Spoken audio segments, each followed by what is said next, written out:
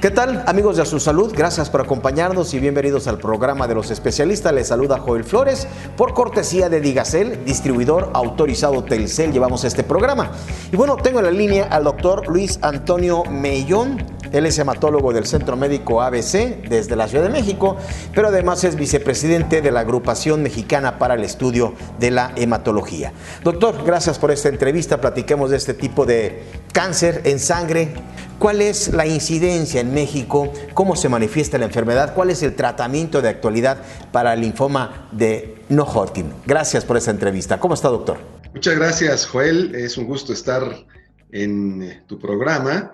Y bueno, el linfoma es un problema, como se ha mencionado, es un tipo de cáncer de los ganglios. Y es importante porque es uno de los cánceres más comunes.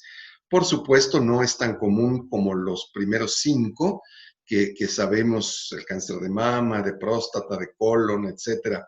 Pero sí ocupa alrededor del lugar 11 de los cánceres más comunes. Y lo más importante de esto es que es un cáncer que tiene buenas posibilidades de curarse con el tratamiento adecuado.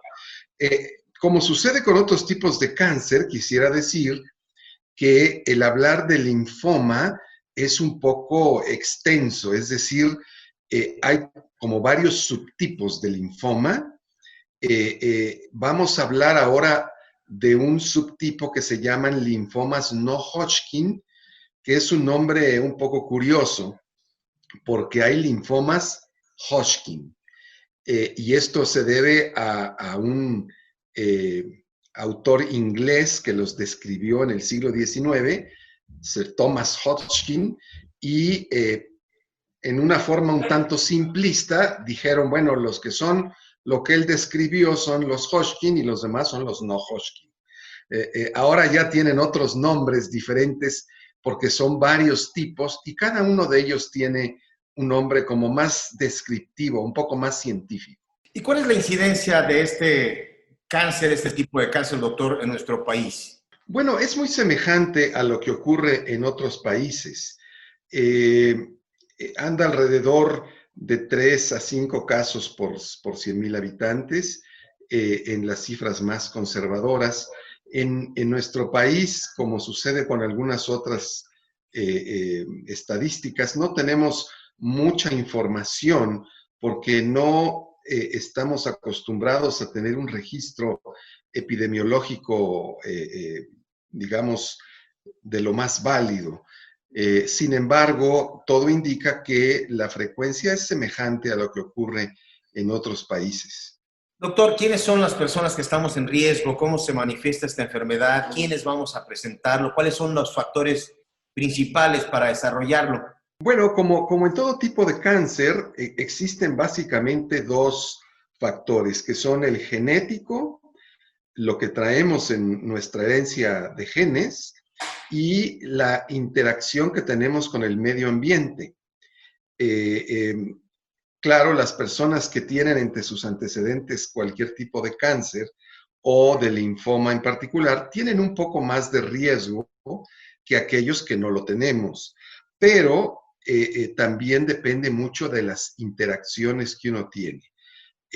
Por ejemplo, los pacientes que tienen problemas de autoinmunidad, problemas a largo plazo, tienen un poco más de riesgo de tener un linfoma. Los pacientes que tienen algunas infecciones virales, como es el caso del virus del VIH, del virus del SIDA, estos pacientes, sobre todo si no se tratan de forma adecuada, también tienen un poco más de riesgo de tener linfomas. Es decir, hay tanto infecciones, como decía el VIH, también otro virus que se llama de Epstein-Barr y que da una enfermedad que se llama mononucleosis infecciosa. Este tipo de infecciones y de otros virus inclusive pueden favorecer el desarrollo de estos problemas, igual, como decía yo, de la autoinmunidad, por mencionar solamente 2. y esto interactúa, claro, con los genes que cada quien tiene para favorecer que se desarrolle o no el cáncer, en este caso un linfoma.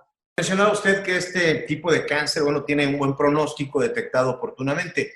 ¿Cuándo es detectado oportunamente? ¿Cómo se va a manifestar para poder sospechar de él? Sí, generalmente este tipo de enfermedad produce crecimiento de los ganglios. Hacer un cáncer de los ganglios produce crecimiento de estas pequeñas estructuras que tenemos en varios sitios, principalmente en el cuello, en las axilas, en las ingles y en muchas otras partes del organismo más profundamente. Los ganglios son como unos pequeños cuarteles donde están las células blancas, los leucocitos, un tipo de leucocitos en particular, que son los linfocitos, y que estos nos ayudan a defendernos de cierto tipo de agentes bacterianos o de otro tipo, virales, etcétera. Y estos pequeños cuarteles de linfocitos, que son los ganglios, a veces pueden crecer. Y crecen básicamente por dos razones. Por una infección, lo cual sucede muy común y no tiene ninguna importancia, pero a veces crecen porque tienen un problema de linfocitos cancerosos. Estos linfocitos producen que crezcan los ganglios y una de las causas es el linfoma, que viene de los linfocitos y de la linfa, por eso se llama linfoma.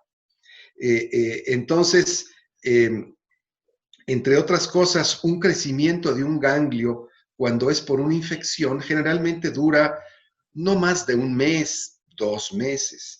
Cuando un ganglio dura más de este tiempo sin reducirse o en su defecto sigue creciendo, hay que buscar atención de un médico, puede ser al inicio un médico general, o un pediatra en el caso de un niño, o un internista en el caso de un adulto, para que revise si eso es debido a una infección y por qué no se ha reducido de tamaño, o bien investigue por qué está persistentemente crecido. Generalmente los médicos podemos saber, de acuerdo a las características de estos ganglios, si se trata de un problema benigno, una infección, o un problema maligno, un tipo de cáncer.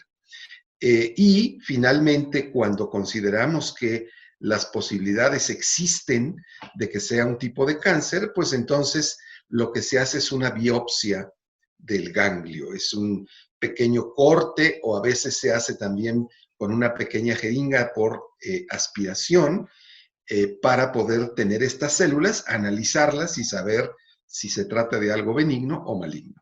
Sería entonces el diagnóstico, el estudio para corroborarlo, doctor. Exactamente, sí. Doctor, con respecto a la manifestación de la enfermedad, ¿hay alguna edad especial? Es decir, ¿cuál es la población en riesgo? Sí, como otros tipos de cáncer, generalmente ocurre en las personas de mayor edad.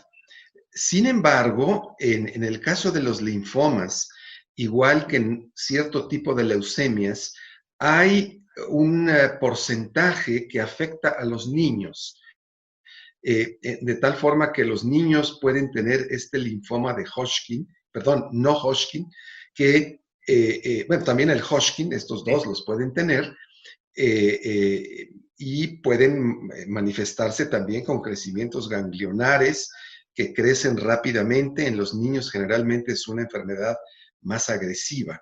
Y bueno, igual no quiere decir que las papás se preocupen porque le crece un ganglio o algunos ganglios a un niño, porque esto puede ser por una infección de la garganta y le crecen algunos ganglios del cuello. Pero cuando esto después de 1 o 2 meses no disminuye y siguen crecidos o siguen creciendo, sí hay que consultar al médico. Muy bien, doctor. Entonces, la inflamación de nuestras glándulas, bueno, pues eso es lo que va a poner seguramente en sospecha, aunque no siempre va a corresponder a un cáncer.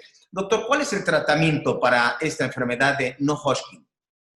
Bueno, esto es sumamente importante porque, como decíamos al inicio, Joel, esto, aunque es un tipo de cáncer, si se detecta con buenas posibilidades de ser tratado, la respuesta generalmente es bastante buena.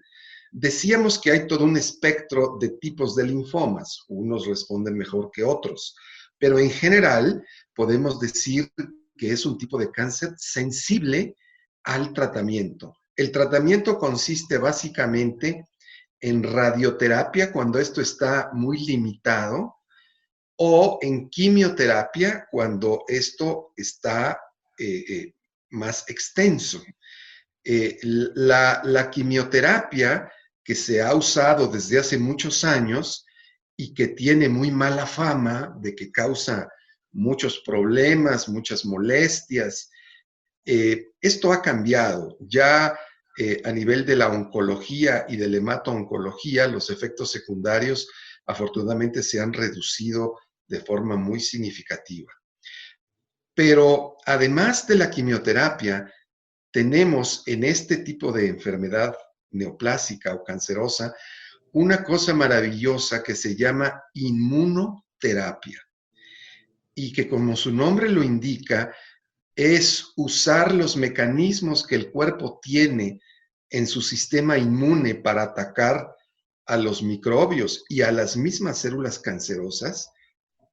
Como nuestros escuchas seguramente saben o han escuchado, tenemos una serie de mecanismos de defensas inmunológicos que atacan a las células cancerosas.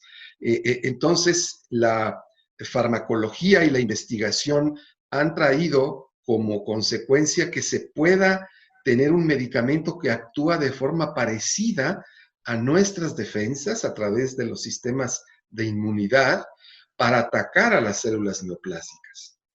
Entonces, actualmente el tratamiento de los linfomas no Hodgkin consiste en uso de inmunoquimioterapia.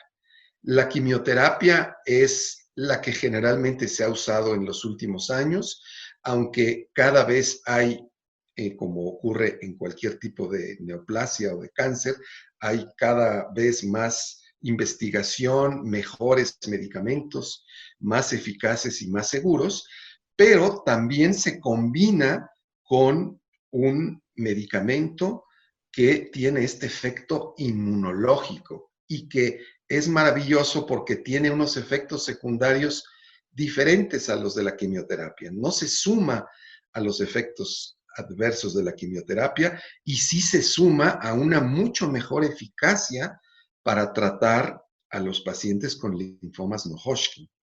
Entonces, es una terapia combinada entre lo que es la inmunoterapia y la quimioterapia, sin esos efectos secundarios de la quimio, doctor. Exactamente, así es, así es.